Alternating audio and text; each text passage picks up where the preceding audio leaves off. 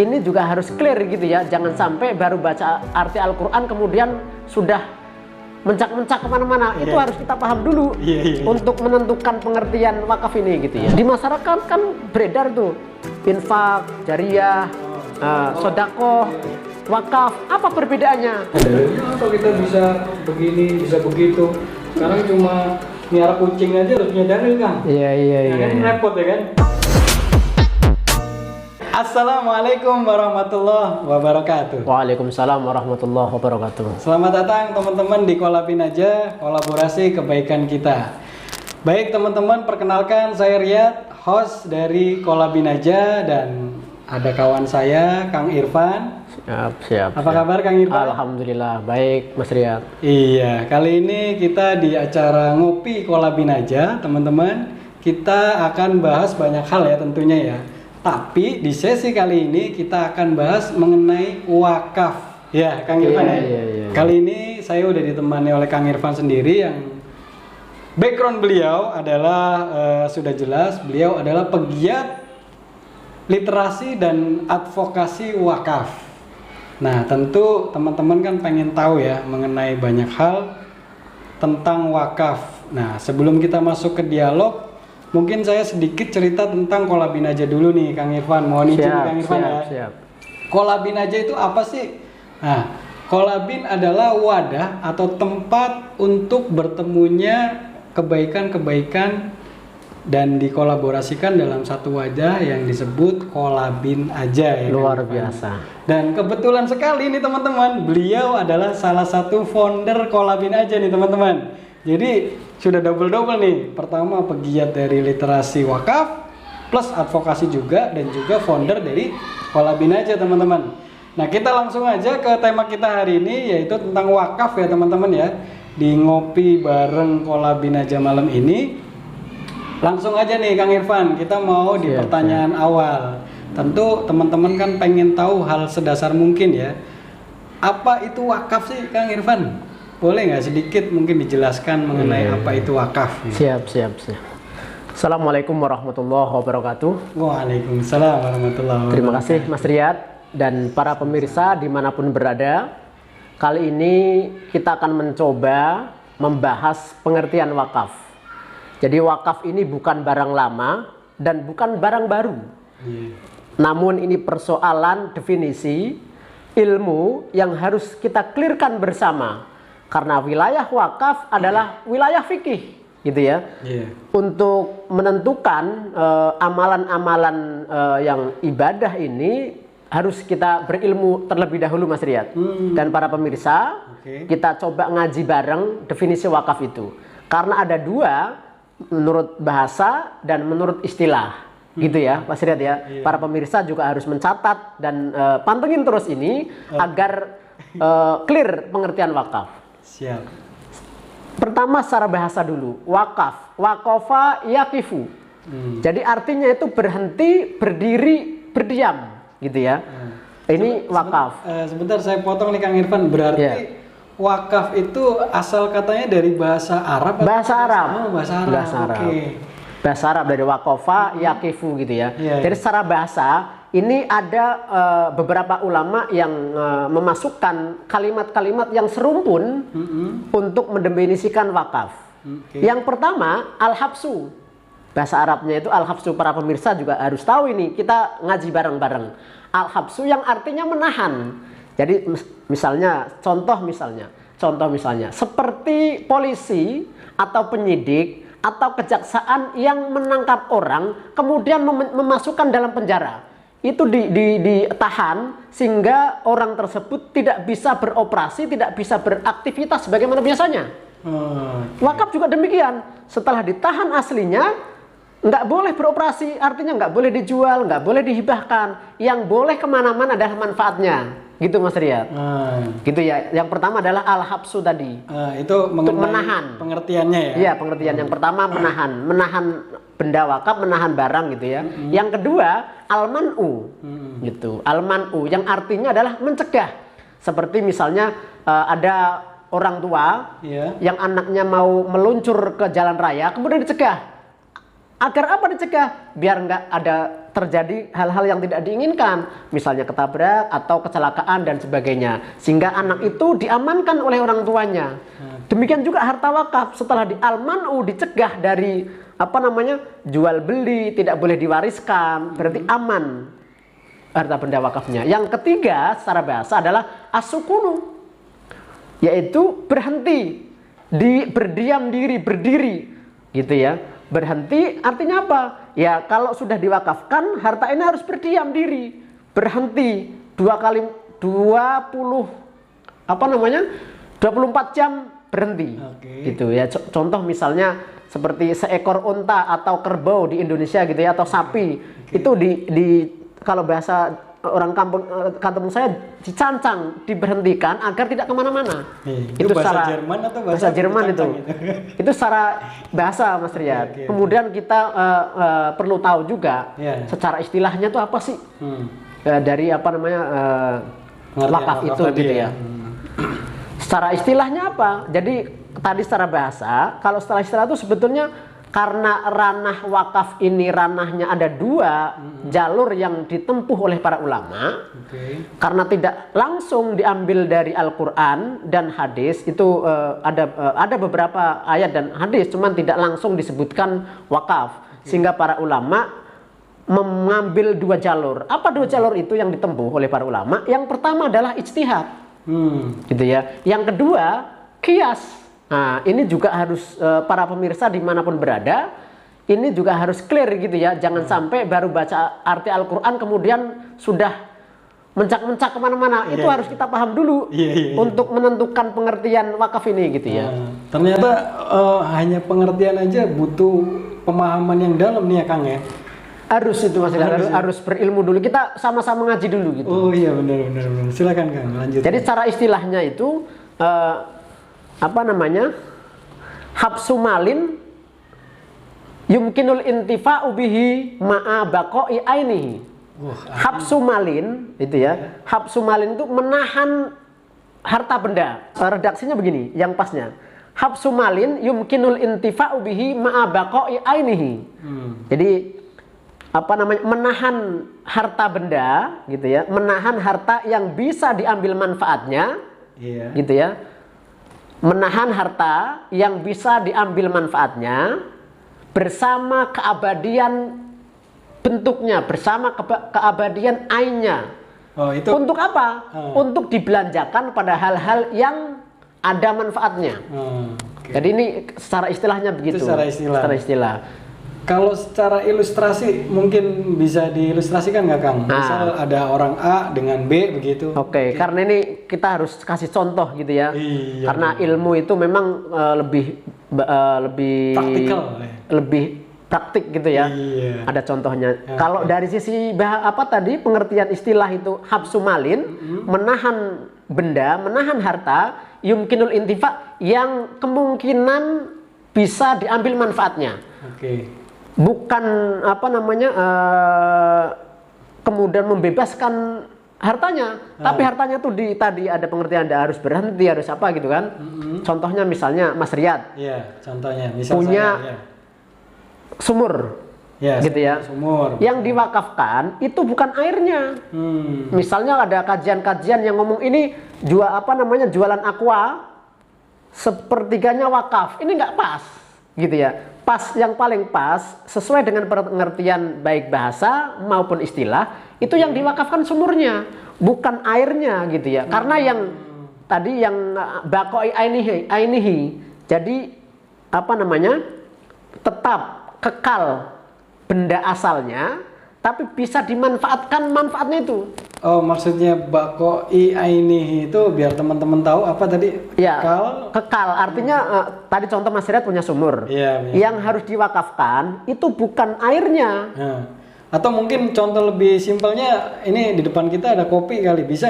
Kalau kopi ini teh misalnya, kebetulan saya minumnya teh. Misalnya Mas Riyad punya kebun teh. Yang diwakafkan bukan daun tehnya, gitu ya. Tapi yang diwakafkan pohon tehnya. Atau lahannya, lahan Mas Riyad misal 1 hektar, kebetulan ditanemin kebun teh, yang paling tepat sesuai dengan pengertian bahasa dan istilah adalah yang diwakafkan kebunnya. tanahnya yang ada tehnya itu, sehingga nanti tehnya misal mungkin setiap bulan, mungkin tiap minggu bisa dipetik. Inilah yang akan mengalir terus, yang sesuai dengan nanti misalnya dasar-dasar hadis dari Rasulullah Shallallahu Alaihi Wasallam. Begitu Mas Riyad. Ya. Nah, tadi mungkin teman-teman sudah bisa menangkap ya mengenai pengertian wakaf dari secara bahasa maupun istilah. Kemudian juga Kang Irfan tadi kan udah sempat ilustrasiin ya. Ya, contoh dikit lah gitu. Contoh sedikit lah ya. Nanti mungkin ada banyak lagi contoh.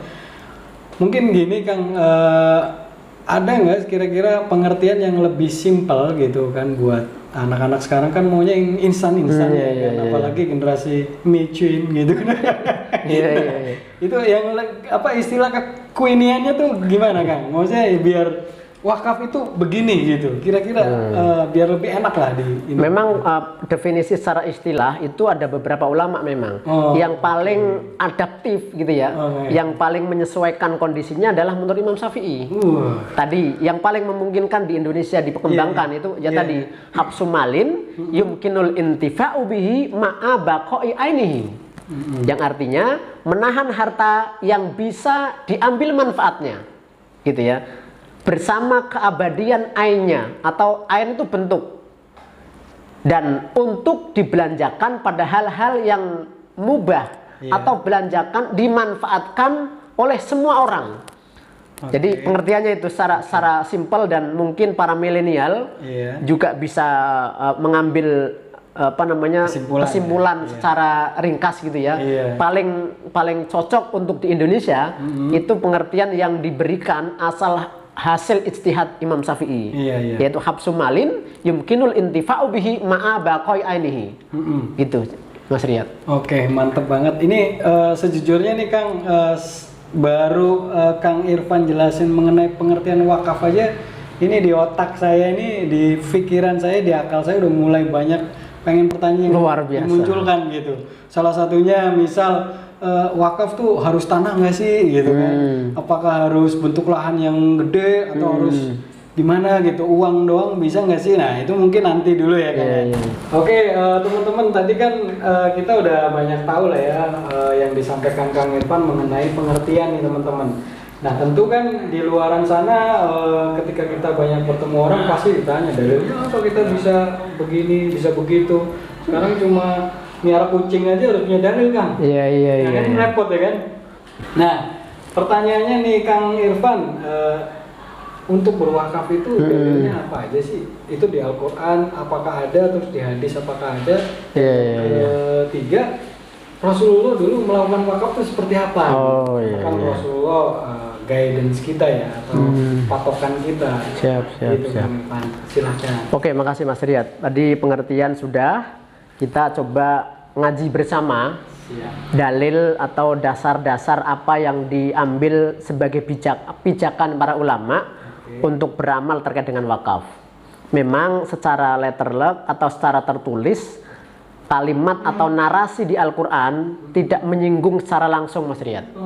Jadi para pemirsa juga harus tahu ini bahwa nggak ada wakaf, nggak ada.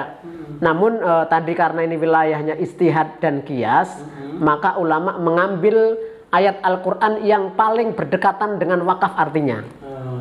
Di antaranya surat Al-Imran ayat 92 Mas Riyad. A'udzubillahi minasyaitonirrajim. Bismillahirrahmanirrahim. Lan tanalul birra hatta tunfiqu mimma tuhibbun wa ma tunfiqu min syai'in fa innallaha bihi alim. Itu salah satu ayat yang diambil para ulama sebagai rujukan dasar mengenai wakaf. Jadi yang artinya kamu sekali-kali tidak sampai kepada kebajikan sebelum kita menginfakkan, mewakafkan sebagian harta yang kamu cintai. Jadi Mas Riyad tidak akan mendapatkan kebaikan-kebaikan yang sudah dijanjikan oleh Allah, termasuk para pemirsa, termasuk saya, sebelum memberikan sebagian harta yang dicintainya. Gitu. Apapun yang dicintai, walaupun kecil, besar, itu tidak menjadi problem. Tapi dari perbuatan itu yang kita cintai, kemudian kita berikan, itu akan mendapatkan kebaikan-kebaikan yang dijanjikan oleh Allah. Itu ayat Al-Quran yang dijadikan sebagai dasar secara pengertian dalil wakaf.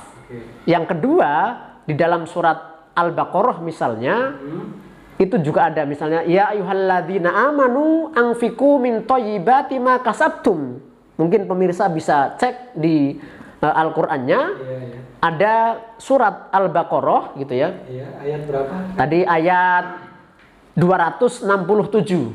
Para pemirsa bisa cek di Al-Qur'an itu surat Al-Baqarah ayat 267 yang berbunyi a'udzubillahi minasyaitonirrajim bismillahirrahmanirrahim. Ya ayyuhalladzina amanu anfiqu min thayyibati ma kasabtum. Gitu. Jadi ini dalil yang kedua yang paling mendekati untuk dijadikan sebagai sandaran dalil wakaf gitu ya. Masih banyak ada beberapa ayat-ayat yang memang diambil secara tafsir, secara pengertiannya artinya itu mendekati untuk dijadikan sebagai pijakan untuk berwakaf, Mas Riyad. Itu dari Al-Qur'annya. Kemudian kita perlu tahu juga gitu ya, apakah pernah Rasulullah, dari mana sih wakaf ini mulai gitu kan? Kisahnya gimana gitu ya Kang ya? Itu memang hadis pun tidak secara langsung menyebutkan. Makanya ulama mengambil tadi kias. Jadi kias itu menyamakan mengambil kejadian yang kemungkinan bisa kesesuaiannya itu ada. Contoh misalnya Nabi dulu mewakafkan membeli tanah, punya anak yatim gitu di dalam suatu riwayatnya itu, kemudian dibeli, diwakafkan untuk dibangun masjid. Sahabat-sahabat lain juga melakukan itu.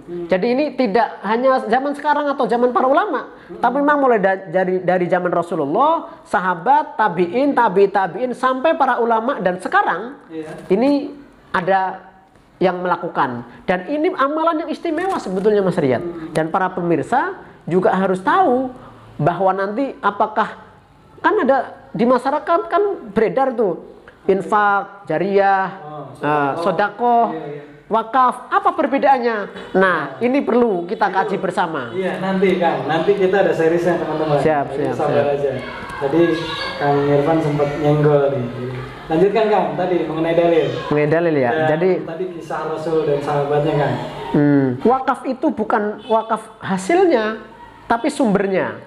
Ini penting. Jadi sahabat misalnya lakukan wakaf yang luar biasa, sumur. Jadi waktu itu di dalam suatu riwayat itu membeli sumur terbaik pada saat itu punya orang Yahudi, kemudian dibeli, kemudian airnya itu bisa dimanfaatkan tidak hanya kaum muslimin Mas Riyad, tapi orang-orang Yahudi pun masih bisa memanfaatkan. Itu kelebihan wakaf. Jadi kalau sedekah, infak yang lain itu terbatas, apalagi zakat. Kalau wakaf ini unlimited. Siapapun bisa memanfaatkan itu. Makanya kalau konsep wakaf ini diterapkan di Indonesia, tidak ada pendidikan yang mahal, tidak ada kesehatan yang mahal, gitu ya. Jadi ini memang amalan-amalan ini sudah dilakukan oleh para sahabat, dan ini memang perlu kita gaungkan bersama. Literasi wakaf perlu kita tegaskan bersama, komitmen bersama untuk membumikan terkait dengan wakaf, dan ini yang akan kita bawa sebetulnya Mas Riyad. Mantap. Rasulullah sudah memberikan tahu kepada kita, memberitahu kepada kita semuanya. Ada 3 investasi terbesar yang tidak hanya akan menemani kita, tidak hanya akan menemani para pemirsa, tapi akan menjadi penolong kita semuanya nanti di akhirat. Apa 3 hal itu? Apa itu aja? Rasulullah sallallahu alaihi wasallam bersabda, "Idza matal insan in qata amaluhu illa min salas." Ada 3 investasi terbesar yang harus kita tahu. Yang pertama adalah sedekah jariyah. Pertama, sedekah jariyah. Jadi sedekah jariyah yang kayak apa? Ini perlu kita tentukan dan kita gali bersama. Gitu ya. Karena tidak sembarang sedekah jariyah yang bisa kita nikmati kan? Bisa jadi ada orang di pinggir jalan kelaparan, kemudian kita belikan nasi bungkus padang kasih, apakah itu termasuk wakaf? Nah, ini kan penting. Sedekah jariyah yang dimaksud, ini para ulama, para fuqaha bersepakat bahwa yang paling mendekati kalimat sedekah jariyah adalah wakaf. Karena memang arti dari wakaf itu yang menjadi jariyah itu adalah wakaf, gitu ya. Kalau sedekah, infak, mungkin Mas Riyad masukin uang 10.000 ke kotak amal, ini belum tahu penggunaannya, apakah buat makan makan atau untuk santunan kan, atau bangunan belum tahuan kan. Tapi kalau sudah wakaf, ini sudah pasti harus dijaga kelestariannya, keabadiannya, kemanfaatannya. Ini bedanya sedekah jariyah yang mendekati wakaf sama sedekah jariyah yang lain. Kalau sedekah jariyah tadi misalnya memberikan makan, ini bukan wakaf, atau memberikan minum, bukan wakaf, itu hanya sedekah jariyah biasa. Tapi kalau yang dimaksud investasi 3 tadi menurut Nabi, ini ya wakaf, Mas Riyad. Gitu. Yang kedua, investasi yang kedua itu adalah ilmu yang bermanfaat.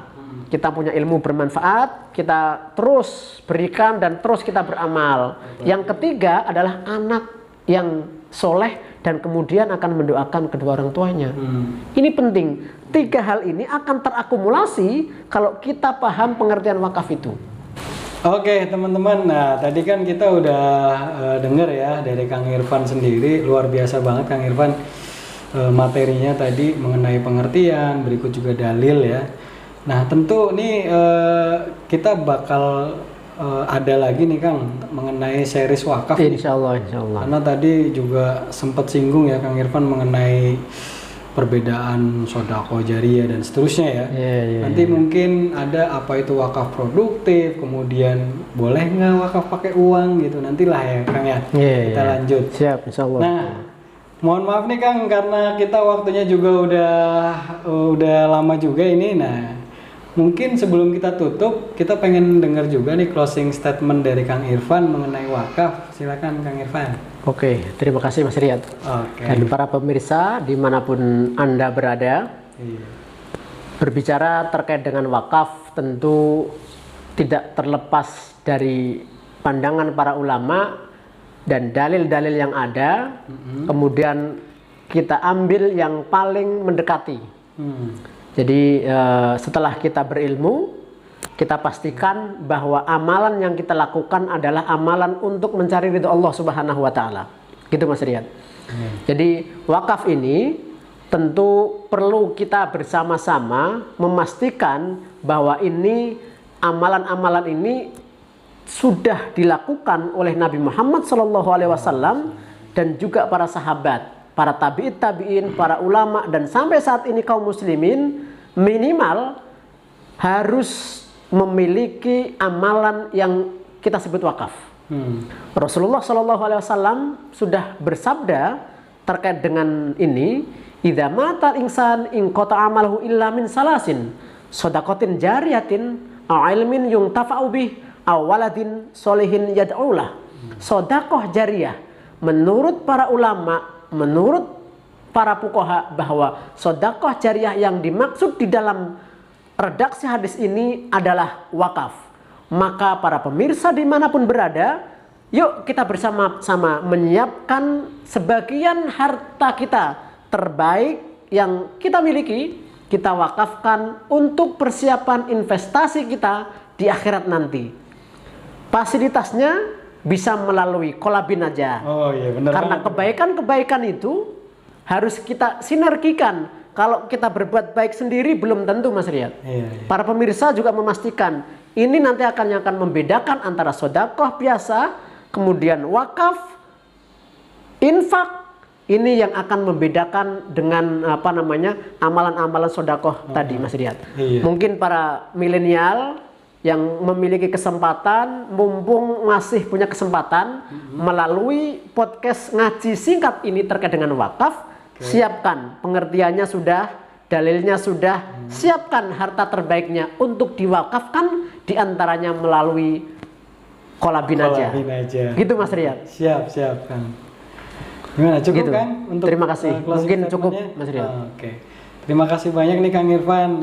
Siap. Atas Semoga waktunya, bermanfaat. sharingnya. Amin. Mudah-mudahan teman-teman juga tetap stay tune ya di Ngopi Kolabin aja.